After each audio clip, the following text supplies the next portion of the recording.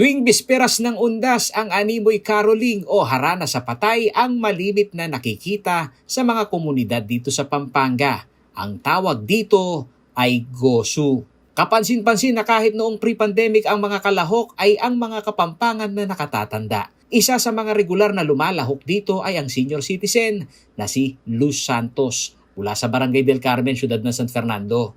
Dahil bawal lumabas ngayong panahon ng pandemya, hindi raw naisagawa ang tradisyon ng mga kabalen tuwing araw ng mga patay o kung tawagin sa Kapampangan ay daon. Pero ngayon, dahil nga sa pandemic na dumating sa atin, tumigil kami dahil lang sa sinusunod din namin yung protocol ng ating mga nanunungkulan.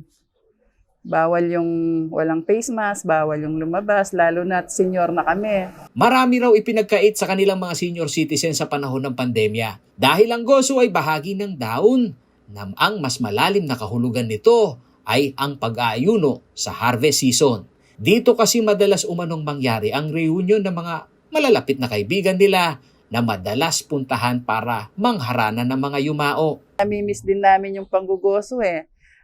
Mag-aano kami ulit. Yung nakikita namin yung mga kaibigan namin dahil ang mga pinupuntahan namin yung mga close lang namin na kaibigan. Parang ano na rin 'yun. Parang reunion na rin sa inyo. Oo.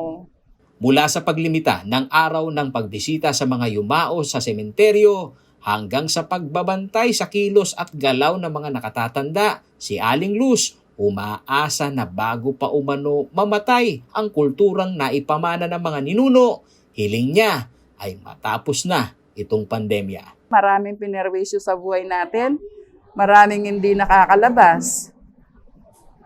Kaya po sana, Lord, matapos na po sana itong pandemic na to. Paolo G. Santos, CLTV News.